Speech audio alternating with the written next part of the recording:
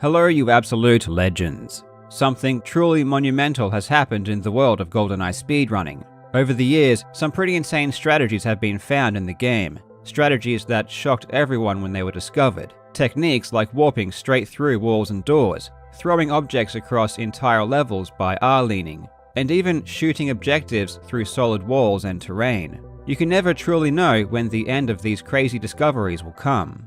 But sometimes, it's not the new strategies that have the potential to break the game open and cause new world records. Sometimes, it's the old ones. Ancient knowledge that has existed since the dawn of time that for whatever reason has never been realized. Generally, this is due to the strategy being unrealistic, something that might be theoretically possible, but too hard or unlikely to ever actually happen. Of GoldenEye's 20 levels, there is one in particular that is generally accepted as the most challenging to complete. It's the first of the two bonus missions, called AZTEC. Guards on this level carry extremely powerful rifles and lasers, which are the most damaging weapons a guard in the game can possess. And it's on this level that a known strategy has existed since as long as I can remember. It's simple, much faster, and isn't difficult to execute in theory. But until now, it had never been completed. The strategy can be summarized in 3 short words: body, armor, skip. And the name is pretty self-explanatory. As previously mentioned, AZTEC is a challenging level, but it's even more so when you're trying to speedrun it. On the hardest difficulty 00 Agent, it's almost impossible to survive. And that's even after you've gone out of your way to collect some body armor, which loses several seconds. In fact, surviving AZTEC on 00 Agent is so infeasible that no speedrunner in history had ever done it without getting the body armor. That is, until now. On the 30th of July 2021, the speedrunner Gus Riolo was the first person in history to skip the body armor and live to tell the tale. In the process, setting a new world record, completing the stage faster than anyone had before. In this video, we will take a look at why this simple, obvious strategy couldn't be done for so many years, and what happened recently that made it all possible. I really hope you enjoy. Oh, and by the way, I've started a podcast. Check the description and pinned comment for the link. Now before we go on, a big shout out to this video sponsor, NordVPN, and I will quickly show you what I use NordVPN for. So last week I really wanted to watch Quentin Tarantino's first masterpiece, Reservoir Dogs. But of course, when I searched for it on Netflix, it wasn't there. But that's only because it's not available in my country. After a quick search, I found out where it is available, changed my location through NordVPN, and bam, there it is in all its glory.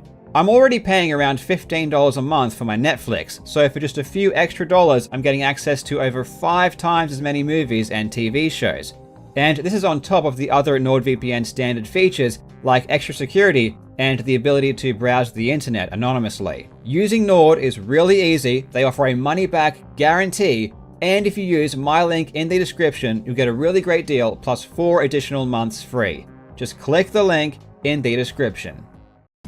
I know what some of you might be thinking. AZTEC 00 Agent isn't that hard. I've beaten it before without getting the body armor. In fact, if I was really careful, I might even be able to do it without being hit. Well, we aren't talking about a casual playthrough here. We are talking about speedrunning, where the goal is to reach the end as quickly as possible. Any time taken to kill guards or play safely is time lost, and won't result in a new world record. AZTEC is littered with well-equipped guards, and you just don't have the luxury to remove all of them. You will inevitably be hit, and you'll be hit a lot. The objectives on AZTEC are fairly simple. You need to reprogram a shuttle and launch it into space. The general strategy has changed significantly over the years, but the climactic second half has remained the same since the very beginning. After reprogramming the rocket, speedruns always finish with a dramatic run through a heavily fortified room in order to reach the mainframe that launches the rocket. Once this mainframe has been activated, players then seek shelter and try to survive the 30-second countdown. This final room is extremely well protected. You are faced with 4 highly trained Moonraker guards wielding lasers, plus 4 extremely powerful drone guns. Both of these adversaries do insane amounts of damage, and not only that, but in order to reach this room, you need to run past 2 additional drone guns located in some vents. It's inside these vents that the coveted body armor lies, which doubles your health. After entering the vents, instead of turning left, which leads to the final room, you can turn right and head towards a small alcove containing the armor. In total, it loses around 4.5 seconds to collect the armor, which includes the time loss suffered from getting back boosted by one of the drones. Realistically, 4.5 seconds isn't a huge amount of time, which is why it's much faster to grab the armor rather than try to clear out the final room. But even if you do grab the armor, you're still not certain to get out alive, especially on the hardest difficulty. On the easiest difficulty, Agent, skipping the body armor was always a feasible option. In 2001, Wouter Jansen skipped the armor to achieve a new world record of 1 minute and 56 seconds. And apologies for the terrible quality. On Agent, enemies have less accuracy and inflict much less damage, allowing you to live more often.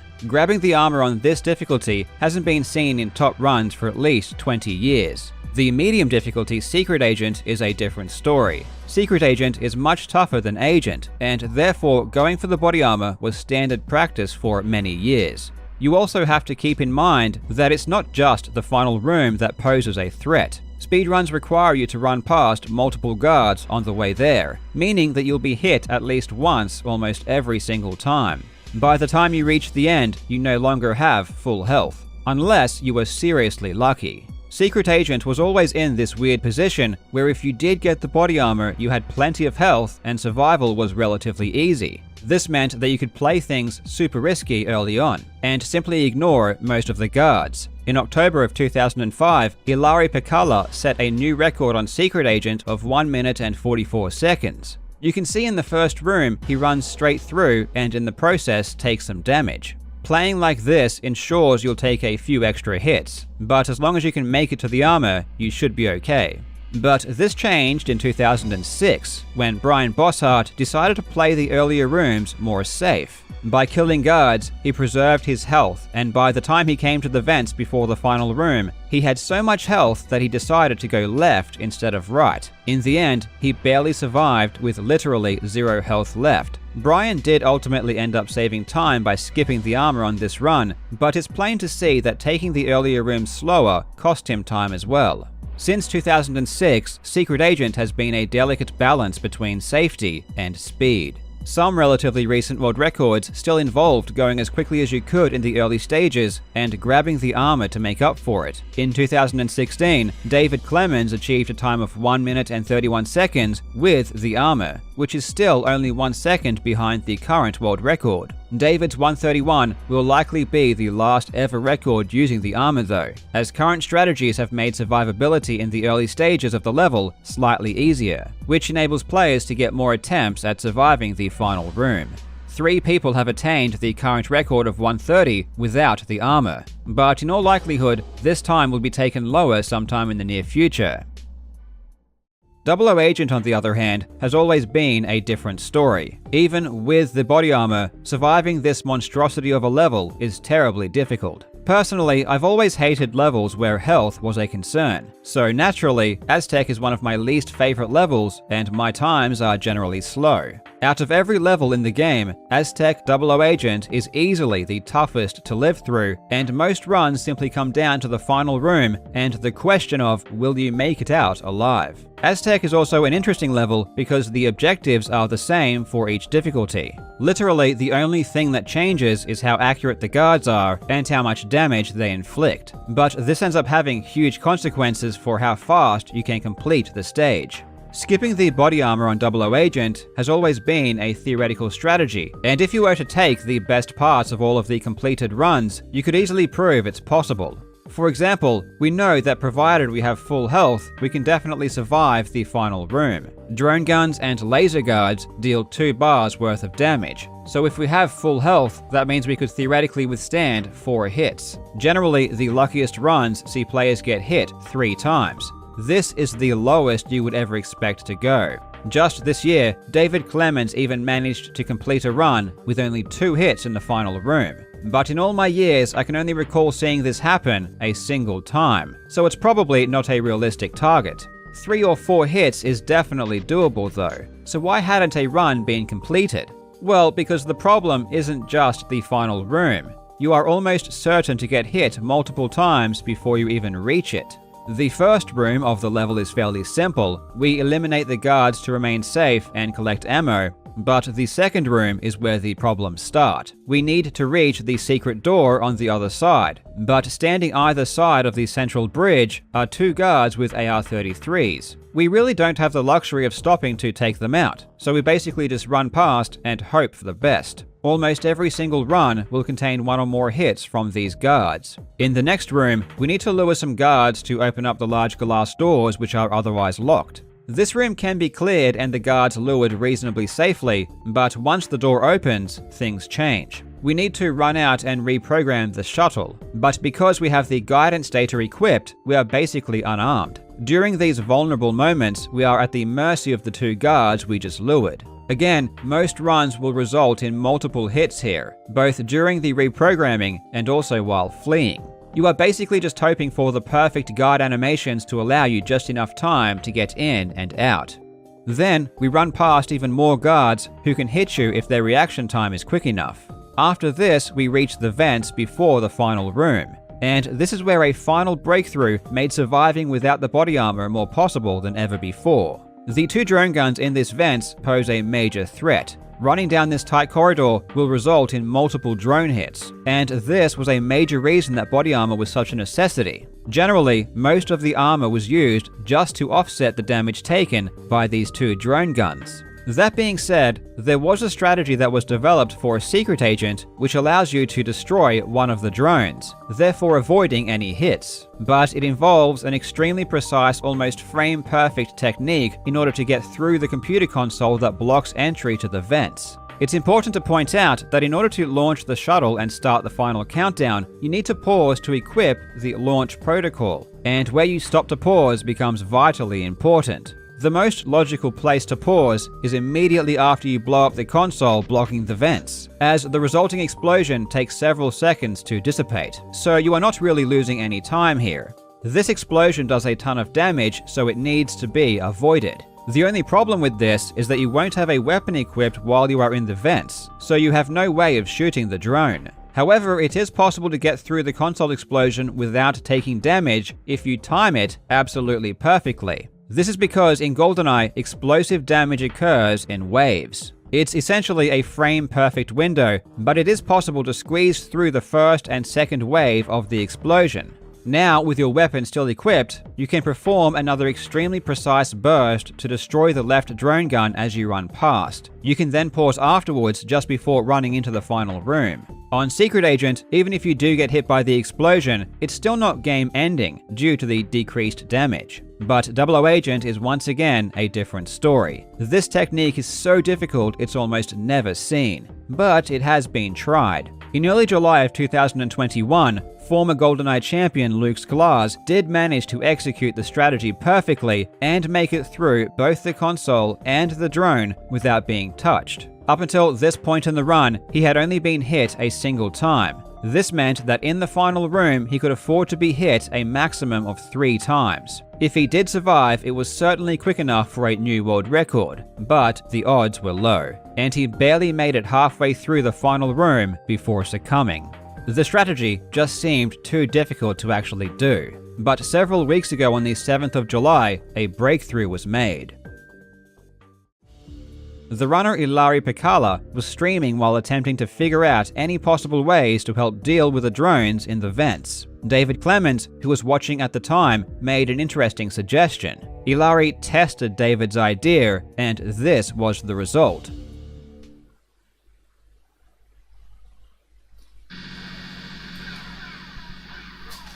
That was clip that.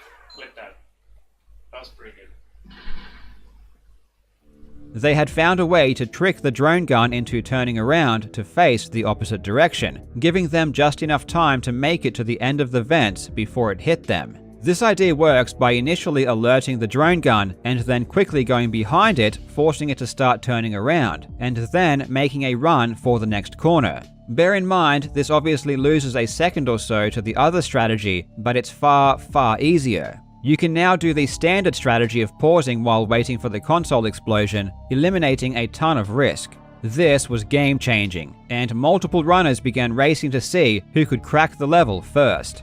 On July 15th, speedrunner Ryan White would have his chance. Heading into the vents, he had only been hit once. Again, this meant he could only survive 3 hits in the final room. And this happened.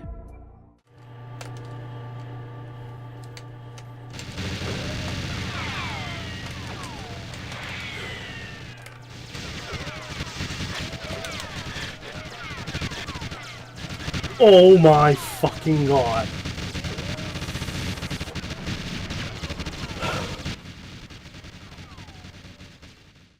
A truly crushing defeat. AZTEC had now snatched a new world record from the clutches of 2 speedrunners. Who was going to be next? 2 weeks later, speedrunner Gus Riolo had the perfect run. He had made it through the second room and the guidance data upload without taking a single scratch. Pausing for the launch protocol, he had full health, which meant he could survive a total of 4 hits in the final room. And on the 30th of July 2021, Gus Riolo achieved this run.